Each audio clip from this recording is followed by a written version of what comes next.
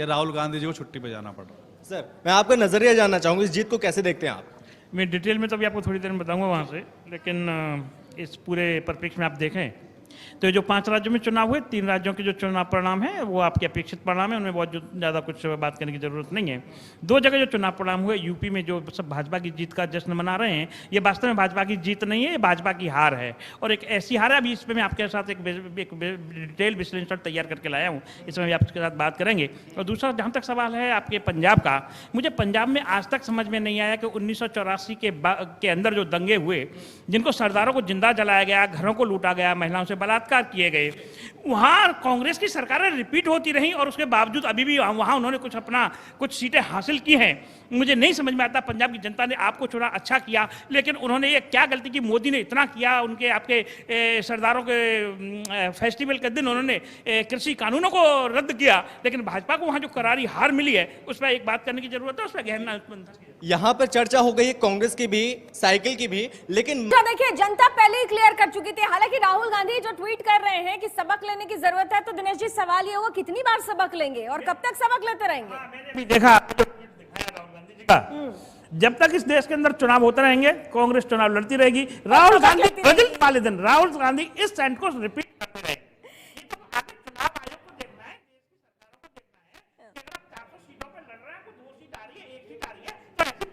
में हिस्सा लेने देना है या नहीं लेने देना है, ये तो आपने माहौल बना दिया इस देश का जी।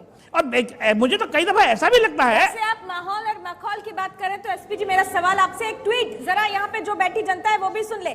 समाजवादी पार्टी की तरफ से एक ट्वीट किया गया है, सभी समाजवादियों और सहयोगी दलों के कार्यकर्ता ही जीत गए। देखिए मैं इस चुनाव का थोड़ा सा एक अलग तरीके से आपको इसकी अलग पिक्चर दिखाता हूँ। अभी आप देखिए, सबसे पहले तो 5 राज्यों के चुनाव मतदाताओं को बहुत बहुत बधाई, उसके बाद आपके चैनल को बधाई। आपके चैनल ने सबसे पहले बताया कि 4 राज्यों में ईवीएम खराब होने वाली है और 5वें राज्य पंजाब के अंदर आपका आना तय है, ऐसा आपके चुनाव सर्वे में दिखाया गया। अच्छा, अब एक बात बताएं, पूरा देश खुश है, सब लोग खुश हैं, अच्छी बात है, लेकिन इन 2 राज्यों के जो चुनाव परिणाम है, उत्तर प्रदेश के और पंजाब के, ये चौंकन्ने करने वाले हैं। चौंकन्ने करने वाले के क्यों हैं, मैं आपको बताता हूं। 2-3 नजरिए हैं। आपने 80 और 20% पे चुनाव लड़ा था, 403 सीट में से 80% करें तो 323 सीट आपको आनी चाहिए हुई है। इसके लिए आशीर्वाद दीजिए। नीता जी ने मुझे हमेशा आशीर्वाद दिया है, मन से दिया है, हृदय से दिया है, और मैं बहुत कृतज्ञ हूँ अपने ससुर जी का कि उन्होंने मुझे हमेशा आशीर्वाद दिया है बढ़ने का आगे। Thank you. इतनी अच्छी समझ है, उतनी अच्छी समझ और किसी को नहीं है, इसीलिए किसानों ने उत्तर दे दिया कि उत्तर प्रदेश का उत्तर अब तक 270। बताइए कैसा? जी, किसानों के भेष में कुछ ऐसे लोग छुपे हुए थे जो 80% हिंदुओं को गालियां दे रहे थे, आरएसएस को गालियां दे रहे थे। भाई, कांग्रेस भाजपा को गाली दे और भाजपा कांग्रेस को गाली दे, ये समझ में आता था। आप 80% हिंदुत्व को कैसे गाली दे सकते हैं? तो ये उनकी क्रिया की प्रतिक्रिया है, उनके मुंह पे बहुत तमाचा पड़ा है, अगले 100 साल तक याद रखेंगे। मनीष जी, कहीं ना कहीं किसानों को ऐसा महसूस हुआ है कि किसान, ठीक है दिनेश जी, आपने बड़ा सही सवाल उठाया, लेकिन थोड़ा देर से उठाया। देश के अंदर कुछ मक्कार राजनीतिक दल हैं, कौन मरा, किसके साथ क्या नुकसान हुआ, कुछ लेना देना नहीं। जिसकी हत्या हुई उससे कुछ लेना देना नहीं, बस उनको ये देखना है कि इस बहाने से इस देश की भारतीय जनता पार्टी को हम कितना नीचा दिखा सकते हैं, इस देश के हिंदुत्व को कितना नीचा दिखा सकते हैं, हिंदुओं को कितना बदनाम कर सकते हैं। उनका सिर्फ इतना ही लेना देना था, लेकिन शुक्र है भगवान का कि देश की 80% जनसंख्या जाग चुकी है और इन मक्कार और फरेबी लोगों के फेवर में नहीं आ रही है और परिणाम सामने है। और उसी का नतीजा है लखीमपुर का ये नतीजा। जनमत से बड़ा कोई उत्तर नहीं है, जनमत आज स्पष्ट है, उसको अलग कोई नहीं कर सकता। हमारे साथ गर्ग जी हैं। गर्ग जी, क्या आप जो कह रहे हैं संजीव कौशिक जी, आपको लग रहा है कि बिल्कुल सही है, ऐसा ही होना चाहिए? नमस्कार। अभी मैं संजीव जी के सारे सवालों को जवाब दूंगा, लेकिन उससे पहले आज मैं आपको और आपके चैनल को 2 वजहों से अलग से बधाई देना चाहता हूं। आपने 2 दिन पहले एक सर्वे दिखाया था और उस सर्वे का सबस्टांस ये था कि एक जगह आप, बाकी 4 जगह बाप, बाकी सब साफ, और वो आज 100% सही साबित हुआ। उसके अंदर कहीं कोई डिस्क्रिपेंसी नहीं है और उस पर कोई विवाद नहीं है। बिल्कुल। दूसरी आपको बधाई देने की एक वजह यह है कि अभी मैं आपके 2nd फ्लोर वाले स्टूडियो से लाइव पैनल पर था, तो वहां आपका जैसा राष्ट्रवादी चैनल और आपके यहाँ आने वाले पैनल और लाइव जो वहां लाइव ऑडियंस थी, वो सब इतने खुशी में उस वो खुशी के बहाव में इतने बह गए थे कि वहां पे गुलाल भी लगा, जो आपको मेरे माथे पे दिख रहा होगा। वहां उन्होंने पूरे पैनल को मिठाइयां भी खिलाई। तो मैं एक मिनट के लिए भूल गया कि बीजेपी के हेडक्वार्टर में बैठा हूं या किसी प्रतिष्ठित टीवी चैनल के स्टूडियो में बैठा हुआ हूं। तो ये आपको एक और बधाई देने का कारण है कि आप जैसे राष्ट्रवादी चैनल ही इस तरह की खुशियों को सेलिब्रेट कर सकते हैं, इस तरह देश की जनता को आप देश की जनता को समझ सकते हैं। अब आते हैं जो संजीव जी ने अभी सवाल उठाए, ये आपने अभी इन्होंने कहा भाईचारा है, गुलदस्ता है, विविधता है। भाई साहब, जब कश्मीर से हिंदुओं को निकाला जा रहा था तब ये भाईचारा कहां था?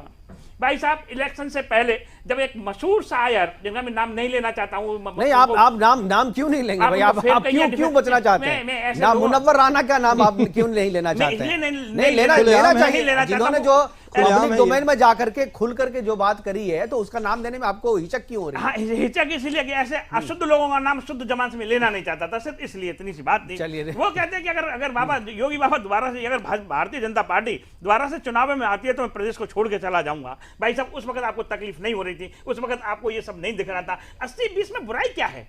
80% इस देश की बहुसंख्यक जनसंख्या है, 20% हुआ लोकतंत्र। तो ये कहता है कि जो लोकतंत्र की परिभाषा क्या है? आप बहुसंख्यक की सुनेंगे, अल्पसंख्यकों की सुनेंगे। आप अल्पसंख्यकों की कीमत पे, उनके वोटों पे आप हम 80% के साथ अत्याचार करेंगे, आप हमको गालियां देंगे।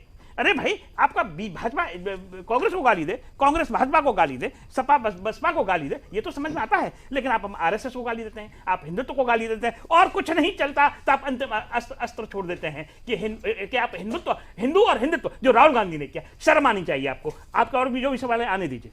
बिल्कुल। अब हमारे साथ तजेंद्र सिंह वालिया भी हमारे साथ जुड़े हुए हैं डिजिटली। वालिया जी, आप सुन रहे होंगे, तो आपसे भी यही सवाल है। आप जब इसका जवाब देंगे उसके बाद मैं फिर अगला सवाल भी करूंगा, कि सवाल बहुत सारे हैं और नैरेटिव जो सेट करने की कोशिश की जा रही थी चुनाव के पहले, मतदान के पहले, और जब एग्जिट पोल आया था, एग्जिट पोल के बीच, यानी मतदान खत्म होने और रिजल्ट आने के बीच में जो एग्जिट पोल आया था, उस एग्जिट पोल पर भी लोगों की गजब की प्रतिक्रियाएं आ रही थी और चुनाव आयोग पे आरोप लगाए जा रहे थे और धांधली के आरोप लगाए जा रहे थे। कह रहे थे कि एग्जिट पोल के जरिए सरकार पहले से है तो भी हार ही कही जाती है।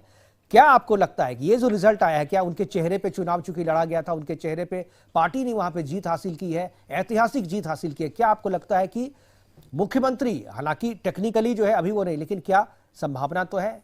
क्या पार्टी को चाहिए कि पुष्कर सिंह धामी को मौका दिया जाए, फिर से उन्हें मुख्यमंत्री दिया जाए, कोई दूसरे सीट से 6 महीने के भीतर से फिर से चुनाव लड़ा करके धामी को ही मुख्यमंत्री बनाया जाए, क्योंकि जनता ने जो है वोट धामी के नाम पे दिया है?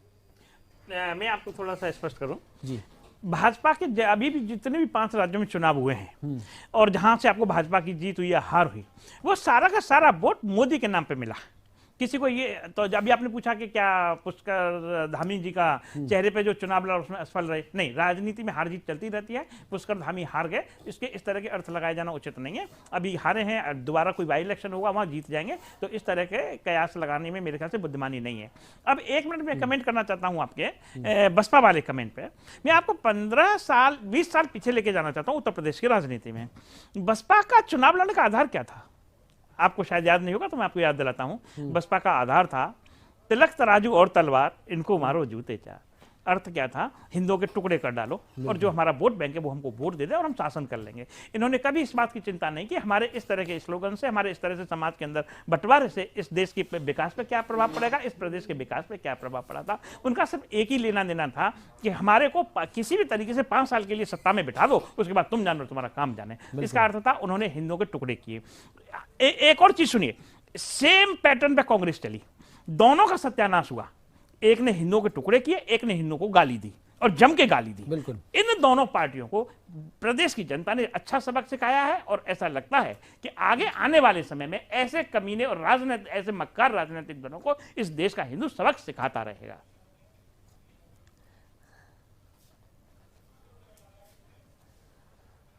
और आगे अगर आपको कुछ और इसके अंदर नहीं बिल्कुल बिल्कुल बिल्कुल सही कहा। चूंकि इनफैक्ट हमारे पास पीछे हैं, बिल्कुल एक बार सुनाइए क्या कह रहा है। बुलडोजर लगा के, चूंकि बुलडोजर का परसेप्शन बना था, ये बीजेपी के कार्यकर्ता है। ये 11 तारीख को बाबा का बुलडोजर भूमि माफिया के ऊपर चलने जा रहा है और चलेगा, इसको कोई रोक नहीं पाएगा।